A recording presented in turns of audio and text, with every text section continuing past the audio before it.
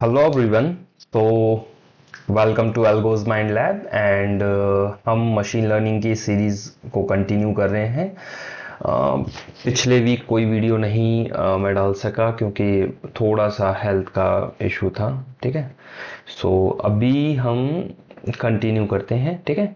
हमने इससे पहले वाली वीडियो में ऑर्डिनल एनकोडिंग के बारे में पढ़ा था, राइट।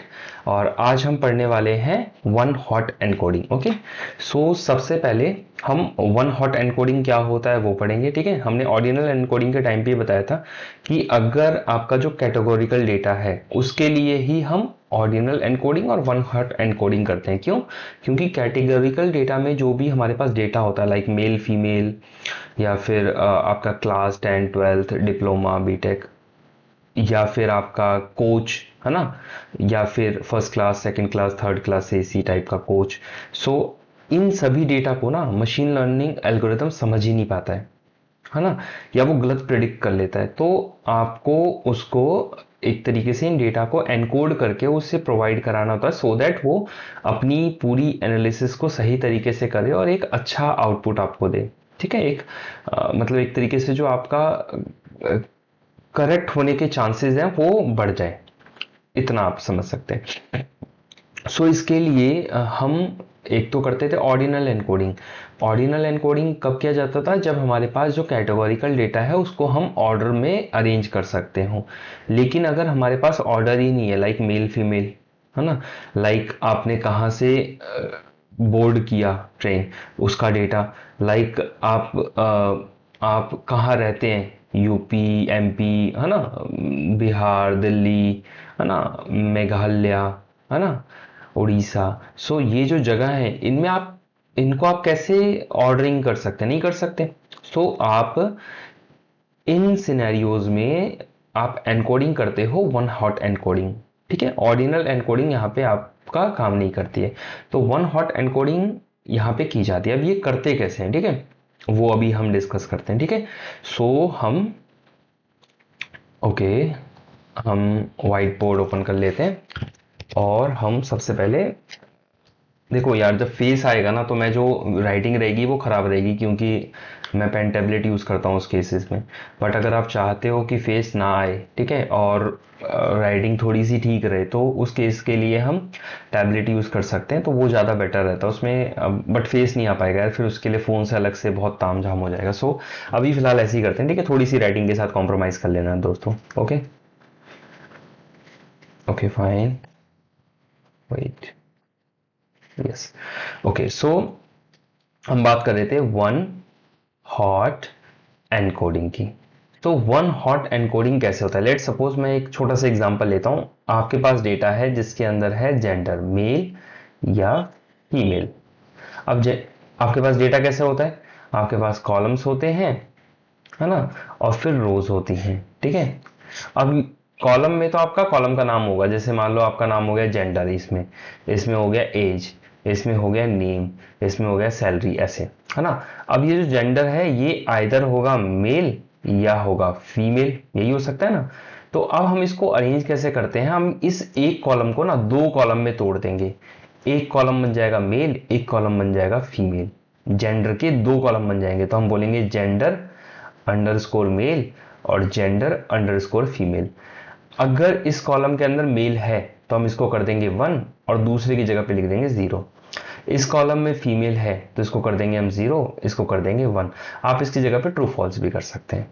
ये ट्रू, ये फॉल्स, ये फॉल्स, ये ट्रू, है ना। तो क्लियर समझ आ रहा है कि जिस ये कॉलम है जेंडर, इसको हमने दो कॉलम्स में तोड़ दिया। मतलब अब इस एक कॉलम की जगह पे यहाँ पे दो कॉलम आ जाएंगे और उन दो कॉलम में क्या होगा, एक मेल होगा एक फीमेल होगा। लाइक इस वाली रो के अंदर मेल है तो हम मेल को कर देंगे 1 और फीमेल जो उसका अपोजिट है उसको कर देंगे 0 या फॉल्स। दूसरे वाले रो के अंदर ये फीमेल है तो फीमेल है तो मतलब मेल नहीं है, तो मेल को हम कर देंगे 0 और फीमेल को कर देंगे 1। इस तरीके से ही मान लो हम आपके पास है कि आपने कहाँ से बोर्ड की ट्रेन, लाइक आपने बोर्ड की गोवा से, आपने बोर्ड की दिल्ली से, आपने बोर्ड की बिहार से, आपने बोर्ड की मेघालय से, आपने बोर्ड की शिलोंग से, है ना। सो ये डिफरेंट डिफरेंट आपके क्या हैं, बोर्डिंग स्टेशंस हैं। सो लेट सपोज एक यूजर ने बोर्ड की दिल्ली से, तो आप क्या करेंगे 0 1 0 0 0। दूसरे ने बोर्ड की बिहार से, तो आप करेंगे 0 0 1 0 0। तीसरे ने बोर्ड की शिलोंग से, तो आप 0 0 0 0 1। फिर चौथे ने बोर्ड की मान लो शिलोंग से ही, तो 0 0 0 0 1। इस तरीके से आपका डेटा अब बन जाएगा। मतलब एक कॉलम जो था बोर्डिंग, इसके अंदर मान लो एक कॉलम था बोर्डिंग कि बोर्ड कहां से की ट्रेन, अब उसकी जगह पे कितने कॉलम्स हो जाएंगे बच्चों, जितने भी आपके उसके अंदर कैटेगरीज हैं उतने कॉलम हो जाएंगे।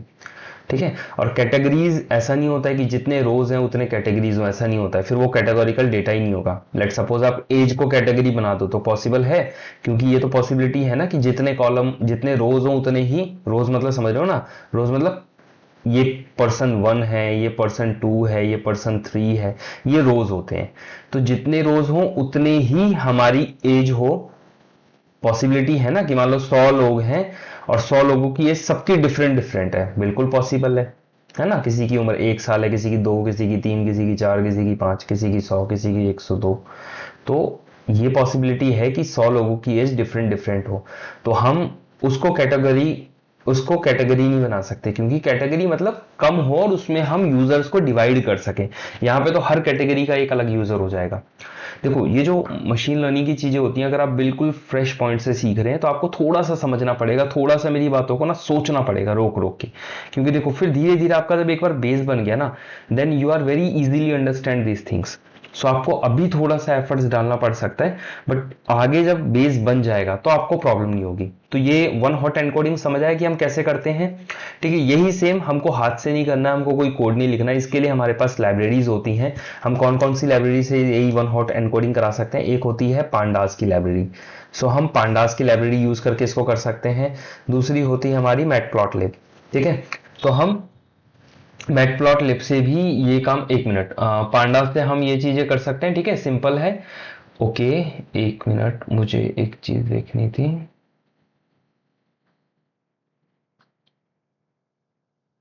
हाँ, ओके, सो हम एक तो पांडास की लाइब्रेरी से कर सकते हैं, दूसरा हमारा क्या था, हम साइकिट लर्न जो होता है, एसके लर्न की लाइब्रेरी होती है, हम उसको यूज कर सकते हैं। ठीक है, तीसरा हमारे पास होता है कि हम सिंपल क्या बोलते हैं, हमारा एक एनकोडिंग के लिए होता है। ठीक है, तो हम सिंपल उसको यूज करके, कॉलम एनकोडर होता है। ठीक है, कॉलम ट्रांसफार्मर बोलते हैं हम उसको हम यूज करके, वो हम बाद में सीखेंगे, वो बहुत अच्छा होता है कि पाइपलाइन के थ्रू हम सारी चीजों को सिंपल एक तरीके से सिमुलेट कर दें। तो अभी हम इस सीरीज, मतलब अभी जो हम सीखने वाले हैं, पहले हम पांडा सीखेंगे, एसकेलन सीखेंगे और फिर कॉलम ट्रांसफार्मर उसके बाद करेंगे। ठीक है, और कॉलम ट्रांसफार्मर के बाद हम इन सभी चीजों को पाइपलाइन के थ्रू कैसे सिमुलेट कर सकते हैं, हम वो सीखेंगे, वो लास्ट का पार्ट है। तो अभी आपको पाइपलाइन पे फोकस नहीं करना, अभी आपको simple pandas, sklearn and then column transformer हम उसके बाद सीखेंगे।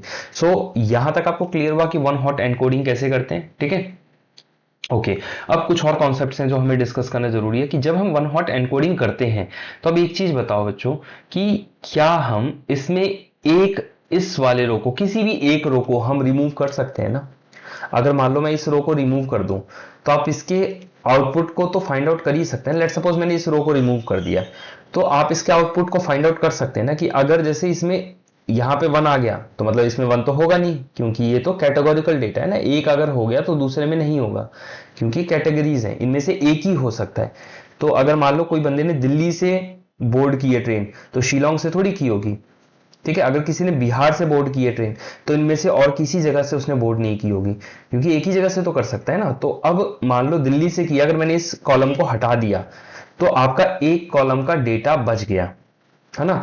दूसरा ये समझो कि मशीन लर्निंग में ना कभी भी आप उस कॉलम को नहीं रखते हो जो कि कैलकुलेट हो सकता है। लेट सपोज ये समझो कि कोई भी मैथमेटिकल कैलकुलेशन से अगर फाइंड आउट होने वाला कॉलम है, तो हम उसको नहीं रखेंगे। लेट सपोज यहाँ पे अगर ये 1 है, तो ये अपने आप ही 0 हो गया, ये हमें पता है। अगर ये 1 है, मतलब ये सारे 0 हैं, तो अपने आप ही जो लास्ट वाला कॉलम है वो क्या हो जाएगा, 1 हो जाएगा। अगर ये सारे 0 हैं, तो लास्ट वाला कॉलम क्या हो जाएगा, 1 हो जाएगा। तो ये एक तरीके से हम किसी भी एक कॉलम को, मैं इसकी बात नहीं कर रहा हूं, किसी भी एक कॉलम को आप इसमें से रिमूव कर सकते हो और वो कैलकुलेट हो सकता है by the help of mathematics. Simple. तो हम इसके अंदर भी यही करेंगे। इसके अंदर हमारे पास एक ऑप्शन होता है स्पार्स का, ठीक है। तो हम चाहें तो स्पार्स आउटपुट को फॉल्स या ट्रू कर सकते हैं। अगर आपने स्पार्स आउटपुट ट्रू किया तो वो क्या करेगा, वो अगर आपने फॉल्स किया तो वो डेंस बनाएगा, मतलब ये जो कॉलम है इसको रिमूव नहीं करेगा। अगर आपने ट्रू किया तो वो क्या कर देगा, स्पार्सिंग कर देगा। स्पार्स मतलब दूर दूर, थोड़ा सा वो इस डेटा को एक तरीके से समझो कि एक कॉलम को हटा देगा, ठीक है। डेंसर नहीं होने देगा, थोड़ा सा स्पार्स कर देगा। एक होता है डेंस, एक होता है स्पार्स, है ना। तो डेंस मतलब घना, स्पार्स मतलब थोड़ा सा ओपन ओपन। तो एक अगर इसमें से कॉलम हट जाएगा तो थोड़ा सा डेटा ओपन ओपन हो जाएगा, मतलब थोड़ा सा कम हो जाएगा, ये समझो सिंपल सा, ठीक है। तो हमें एक स्पार्स पैरामीटर होता है। तो ये समझ आया कि हम क्यों रिमूव करते हैं, क्योंकि हम इसको कैलकुलेट कर सकते हैं। ये मैथमेटिकल कैलकुलेशन के थ्रू पता लगाया जा सकता है कि अगर सारे फॉल्स हैं तो कोई एक तो ट्रू होएगा ही, क्योंकि एक तो कॉलम होना जरूरी है ना। मान लो आप ट्रेन में बैठे हो, आप पैसेंजर हो, तो आपने कहीं ना कहीं से तो बोर्ड की होगी ना ट्रेन, मतलब कहीं ना कहीं तो चढ़े होगे ना ट्रेन पे। तो जो आपका बोर्डिंग स्टेशन है अगर सारे ही फॉल्स है तो मतलब जो लास्ट वाला आपने हटाया है वो ट्रू होगा, सिंपल, ठीक है। तो ये चीज क्लियर होगी कि हमको ये चीज करनी होती है, ठीक है। तो अब हम नेक्स्ट वीडियो में क्या करेंगे, सबसे पहले पांडास से इसको इंप्लीमेंट करेंगे, ठीक है। उसके बाद हम उससे नेक्स्ट वीडियो में sklearn से करेंगे, एंड सबसे बड़ी जो वीडियो होगी वो कॉलम ट्रांसफार्मर वाली होगी, जिसके अंदर हम बहुत सारी चीजें सीखेंगे, ठीक है। तो हम इस तरीके से इन 3 वीडियोज में इसको वन हॉट एनकोडिंग को अच्छे से समझते हैं। Okay, bye.